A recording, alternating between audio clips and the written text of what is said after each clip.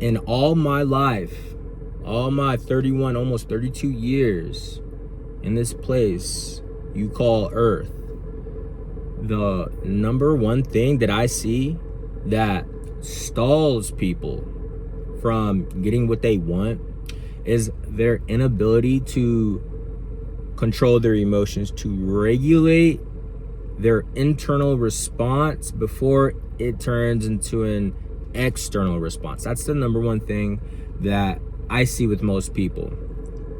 You see, it doesn't always have to necessarily be a big explosion of an outcome. It can be simply the inability to accurately understand what's happening internally and letting that grow into an external circumstance that is not beneficial. So the Bible, right? The 7 sins, there's gluttony, there's envy, there's pride, there's lust, there's sloth, there's all these different sins, right? These are internal signals of negativity, something that it's happening within you, that if you do not correct them, they can manifest an external reality into a circumstance that is not desirable or not fruitful.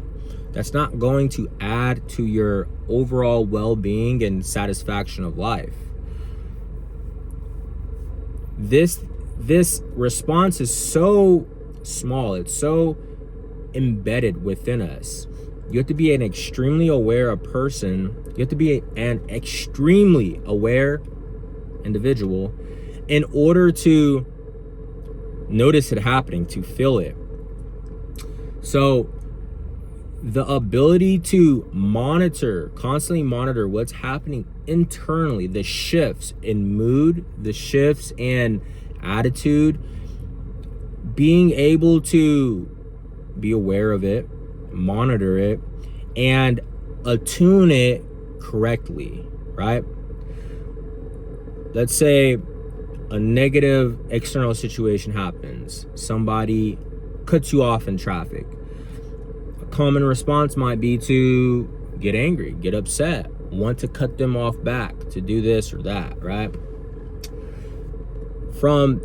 If you notice that internal stimuli happening, the irritation, the anger rising within, and you allow that internal suggestion to manifest in an external response in a similar manner where you react the same way, or you use it to vocalize your dissatisfaction, become upset, your face frowns up, you have just given you have grooved a neural pathway in your brain to make it easier to have that response next time. And we all know responding like that all day to situations, it's never going to benefit you. It's never going to do anything for you that's good. Reacting to other people being dumb. So what would a proper response to that be? Simply notice the feeling arise, make a decision. This is responsibility, your ability to respond in an according manner. So your ability to respond in that moment is a small moment between the stimulus and your response. You have a choice. And in that choice, you must think. And the more you do this, the better you get with it in time. You don't have to spend a long time thinking about it.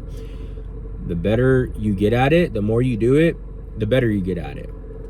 And you start to become more aware. You make the better decision. And it starts to become automatic. You don't have to think of it anymore. Just like somebody that's been living in negativity their whole life, it's almost automatic for them. They've been doing it for so long. It's instant. It's easy. This is their default programming. So they don't have to think of, that's why people don't notice that they're being negative, that they're doing the things that they're doing, because it's so ingrained neurologically that they don't have to think of it anymore. So when you begin to carve out these positive neurological pathways, it takes some time, but over time, it gets easier with time. And it gets to a point where you no longer have to think about it. It's so ingrained in who you are as a person that it becomes your automatic response. So the response you could choose to have is, instead of getting upset, think about times maybe when you have cut people off in traffic, and think about the reason you may have cut someone off in traffic. Sometimes we're late to work. Sometimes we have an emergency. Sometimes we're just feeling impatient. Normal human responses, right? Those are normal human circumstances that we have all felt at one point or another, at least most of us. And at one point or another, most of the time, all of us have not necessarily always handled it the right way. So we get impatient, we cut people off, we're kind of speeding through traffic, blah, blah, blah. Instead of getting upset, pointing a finger, and wanting to tear that person down or get back at them, place yourself in their shoes and think, maybe they're late to work. Maybe there's an emergency. I know I've been late to work. I know I've had emergencies before. And let it roll right over you. You know, it's like in surfing. Surfers, when they're paddling out into the ocean, as the waves are coming in order to get out to the designated point they want to get out to, whether it's 200 feet from shore, 300 feet from shore, they have to either go over the waves or they have to go under the waves, right? Like they actually physically dip. Before the wave gets too close to them, they dip under water and the wave rolls right over them. Sometimes they may float up with the wave and it'll go underneath them. That's what you want to do with these types of situations. In these circumstances where these waves, the ups and downs of life, and sometimes those downs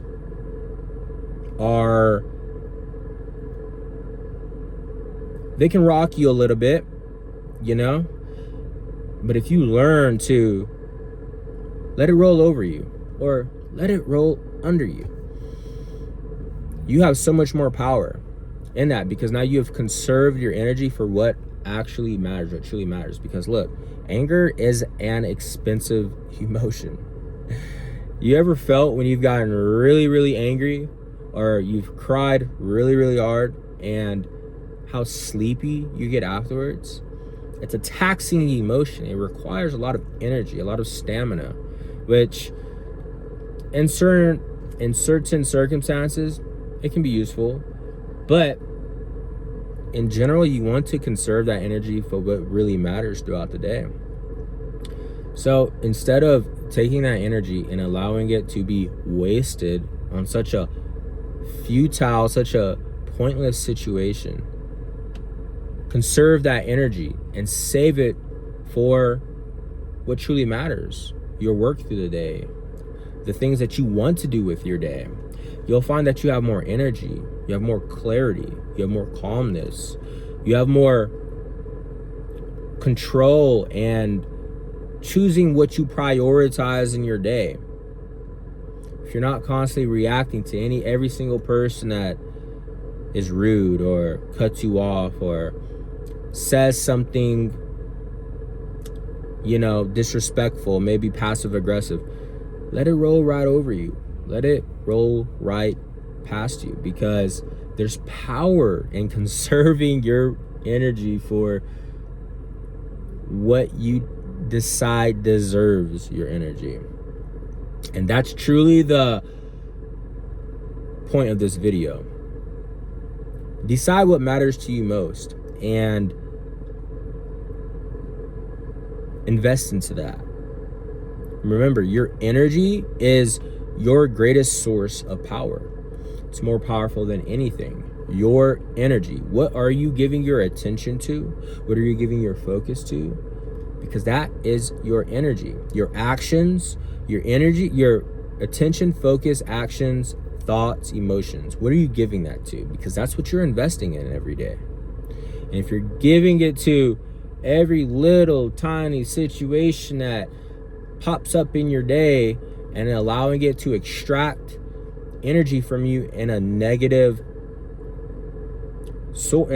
way, you're wasting that energy, and two, you're training your brain to neurologically carve out pathways to make it easier to have the same situations time and time again. So constantly be aware of what you are choosing to give power to.